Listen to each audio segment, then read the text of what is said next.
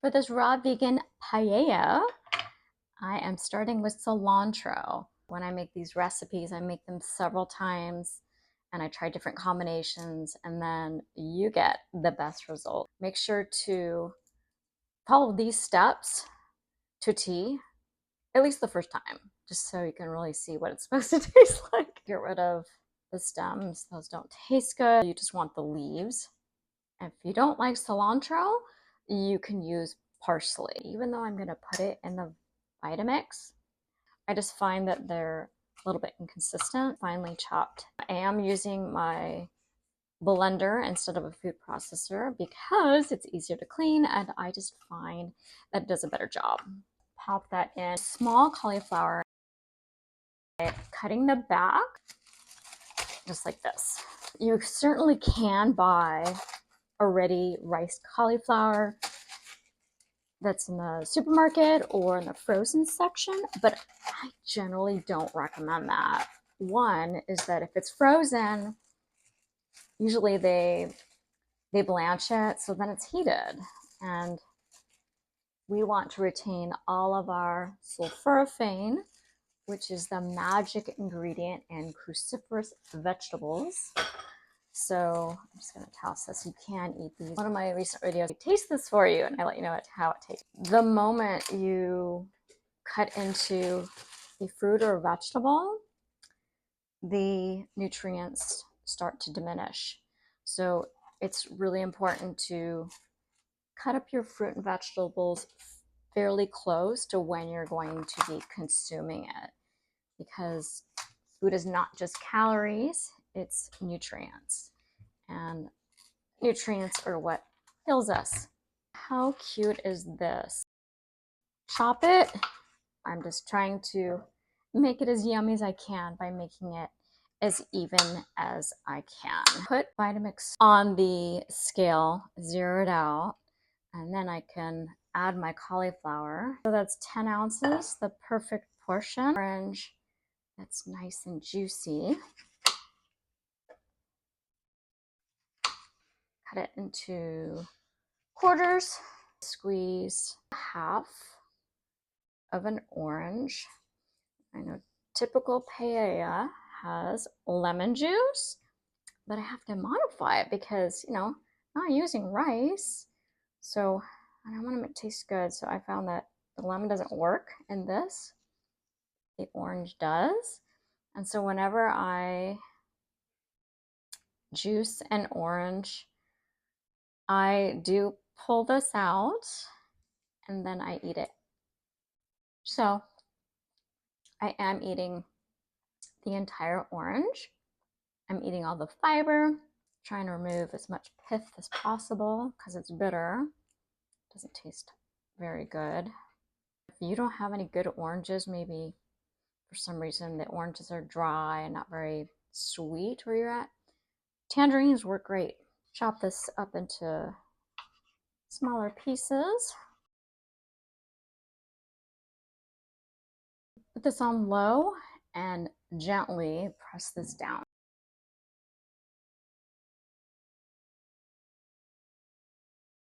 Let's add some flavor. So I've got some garlic powder. I'm not using fresh garlic because I just find it's way too strong. Smoked paprika for that wonderful kind of like a barbecue flavor. This is very strong, so if you don't like spice, maybe skip it or just use a little less. I like really spicy food. Paprika, a little bit of that, beautiful color. Salsa, chunkier the better. Check your ingredients on your salsas. Sometimes they add oil. Isn't that crazy? Like, I don't want oily salsa. Quarter cup. It's got the jalapenos, which I want the spice, I want the onions, and I want the tomato. Typically they use peas, but these sugar snap peas go fabulous with this. They taste even better than regular peas. So the difference between sugar snap peas and snow peas, the ones that are thicker, the snow peas are flat. So you want these thicker ones. When they're in season, they're sweet. and they taste delicious and they're crunchy. If they're not in season, they taste more like lima beans. And if you've never had sugar snap peas, you are in for a treat because they are so delicious and crispy. Sometimes I'll just eat them as a snack, and I'll snack on them as I'm cutting them up for a dish. And I have to cut up so much more because I eat them. So that's what it sounds like. Mm. Mm. And they have little peas on the inside. See? Yummy. Cut off the ends and slice them down the middle.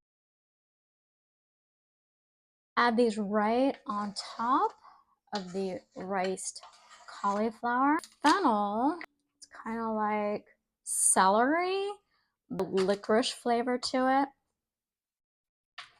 It's crispy. It's really unique. So I'm gonna slice this thinly. I want a bunch of different textures and flavors in this paella. Add this on top. And nutritional yeast. This will add the cheesiness to it. So depending on how much you want, 1 to 2 tablespoons. 1 medium carrot. Remove the ends, peel it, and then shredding it. And add this red bell pepper, seed, core, and dice. The yellow and the orange and the green doesn't really go in this. So the red has the most nutrition and it's sweeter and has more flavor. It really actually makes a big difference. Get rid of the white parts because that does not taste as good. Add your chopped red bell peppers. Toss gently. 1/4 cup green olives. These are so good. These have garlic in the middle. 4 these large green olives, slicing them thinly, trying not to be tempted to eat them. As I'm slicing them, I love these green olives. They add the saltiness. So you'll notice that I didn't add any salt to the paella because we've got these salty, briny olives. And there's salt in the salsa. Distribute the sliced green olives right on top because I want almost every single bite to have a taste of the green olive. For the marinade, I'm using coconut aminos, 1/4 cup, and oregano. That's it, 2 ingredients. Some people prefer Bragg's aminos, and I prefer this. So I've tried Bragg's, and my husband's tried it too, and to me, that just tastes like a fish sauce. Really fishy, and I find it very offensive. And I know Dr. Goldner does not recommend this. She said it has sugar in it, but the ones I've tried, and none of them have sugar in it. And she says she's not against carbohydrates, and this has carbohydrates, so I don't see why this is a problem. I know she says if it's not on the plan, don't use it. So if you don't want to use it, if you like Bragg's aminos, fine. But this is a very different flavor.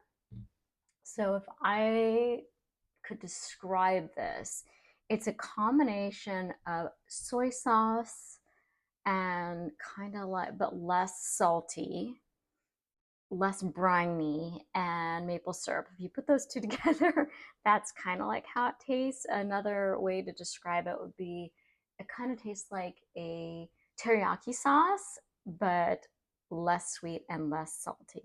Use 4 mushrooms. I've rinsed them, and I'm going to remove the stems. So I've tried eating the stems before, and they just taste gross. They're kind of like this I don't know, kind of like a bitter, yucky flavor. So I'm just gonna recycle these. So I'm gonna remove the stems. And then this little part in here, I think that's kind of slimy. So I like to remove that too. And I'm gonna dehydrate these. So I know some people eat these raw and they say, oh, it's not a problem. I never got sick. But I'm not really comfortable about eating these raw. It makes me a little bit nervous. And, just because someone says, oh, I never got sick or it was fine by me, and even if it's a doctor saying that, well, guess what? Just because you don't feel sick from something, or maybe you feel fine, that doesn't mean that it's a safe thing to do, because you can have damage going on in your body and you may feel fine and you might not know it.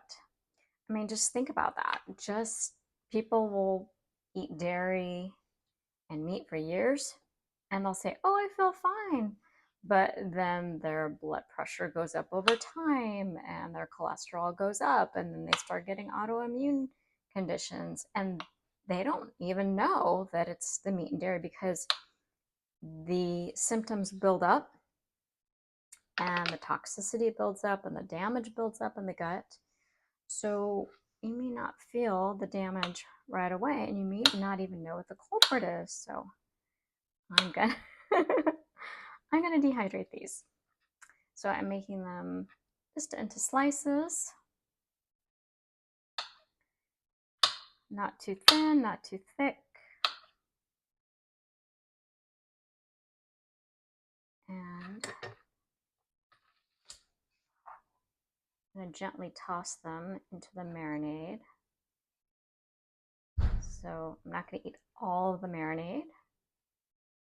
So for people freaking out that it's, oh my God, it's a quarter cup, you're not going to be drinking this stuff. And you have some mushrooms left over, because if you're like me, you're going to want to snack on this as it's dehydrating. So I'm going to put this on my tray.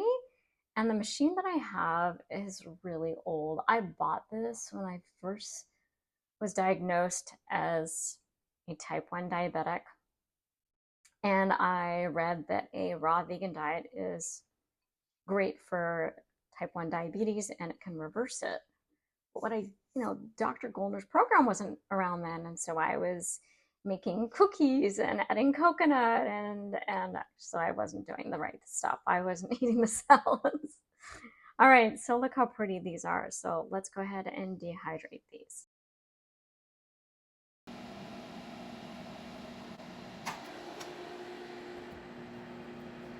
Next up is the marinated, dehydrated mushrooms. Oh my goodness, this is gonna be so good. So this is the meaty, savory element.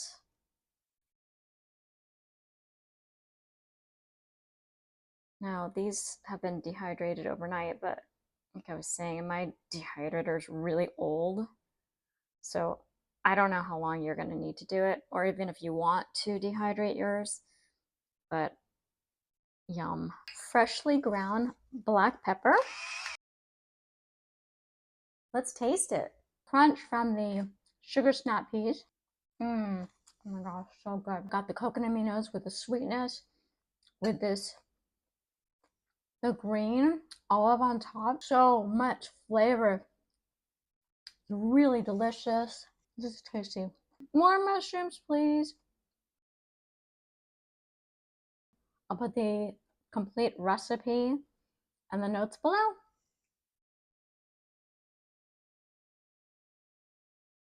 For my favorite low-fat, oil-free, plant-based vegan recipes, order my cookbook with vegan nutrition facts on how to prevent and reverse disease, which chronicles my personal health and weight loss story through my website, thehigh5diet.com.